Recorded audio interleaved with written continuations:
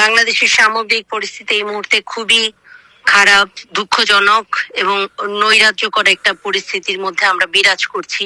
হিন্দুদের বাড়িঘর জ্বালিয়ে দিচ্ছে, হিন্দু বাড়িতে লুটপাট করছে এবং নারীদেরও তারা ধর্ষণ করেছে। এই ধরনের ঘটনাগুলো বেশি ঘটেছে আগস্ট মাসে। শিল্পকলার ধর্ম হয় না, হিংসাকে প্রশ্রয় দিতে পারেন না শিল্পীরা। আর তাই হয়তো বাংলাদেশে যেভাবে সংখ্যালঘুদের উপর আক্রমণ হচ্ছে, যেভাবে মৌলবাদীরা আধিপত্য কায়েম করছে, যেভাবে ভারত বিরোধী স্লোগান উঠছে, তার বিরুদ্ধে একে একে মুখ খুলছেন সেদেশের শিল্পীরাও। দেশটাতে কিভাবে নৈরাজ্যের পরিস্থিতি তৈরি হয়েছে, এবিপি আনন্দকে টেলিফোনে এক্সক্লুসিভ সাক্ষাৎকার দিয়ে সেটাই তুলে ধরলেন বাংলাদেশের সঙ্গীত শিল্পী রাজিয়া মুন্নি।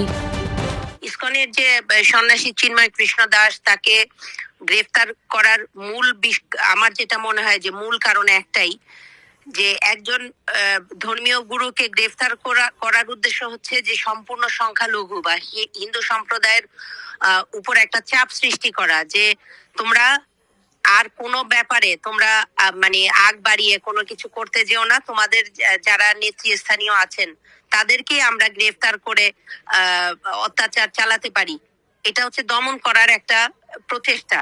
সম্প্রতি এই ভিডিওটি সোশ্যাল মিডিয়ায় পোস্ট করে বিজেপি বিধায়ক অগ্নিমিত্রা পাল দাবি করেছিলেন কিভাবে বাংলাদেশের গোপালগঞ্জে মহিলাদের উপর ফতোয়া জারি করা হচ্ছে। দোকানদার ভাইদের দৃষ্টি আকর্ষণ করা যাচ্ছে, আগামীকাল থেকে এই মার্কেট এলাকায় কোনো মহিলা প্রবেশ করবে না। যদি কোনো মহিলা আসে, আমরা তাদেরকে সুন্দর করে বুঝিয়ে ফিরিয়ে দিব। তাদের কাছে আমরা কোনো কিছু কেনাবেচা করব না। মাদ্রাসার এই ঘোষণা আমরা তাদেরকে শুনিয়ে দিব। ঘটনাটি যে কোনো অংশে ভুল নয় তা মেনে নিয়েছেন সেদেশের সঙ্গীত শিল্পীও।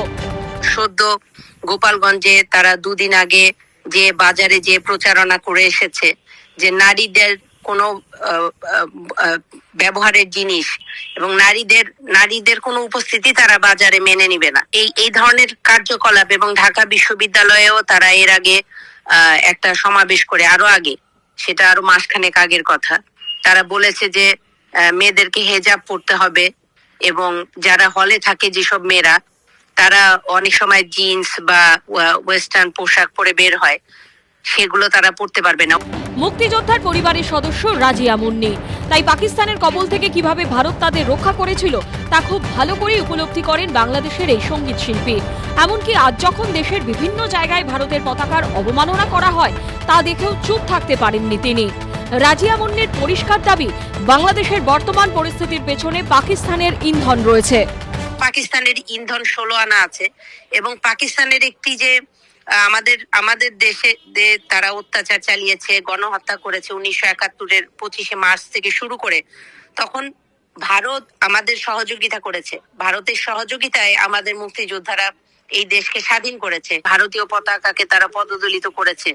এটা মৌলবাদীরা তো করেছেই, এবং মৌলবাদীদের দ্বারা অনুপ্রাণিত যে ছাত্র সমাজ, যারা ছাত্র আন্দোলন করেছে জননেত্রী শেখ হাসিনাকে বাংলাদেশ থেকে বিতাড়িত করার জন্য, তাদের যৌথ আয়োজনে এটা হচ্ছে। এবং এই ব্যাপারে আমাদের দেশের সরকার কোনো পদক্ষেপ নিচ্ছে না। বর্তমান সরকার দেশের বিভিন্ন প্রান্ত থেকে যখন সংখ্যালঘুদের উপর অত্যাচারের ভয়ঙ্কর সব ছবি সামনে আসছে, যখন খুন করা হচ্ছে, তখনও ইউনূস সরকার যেন কিছুই দেখতে পাচ্ছে না।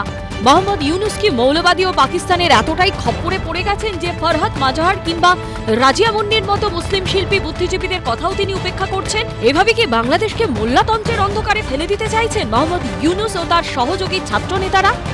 ময়ূখ ঠাকুর চক্রবর্তীর রিপোর্ট, এবিপি আনন্দ।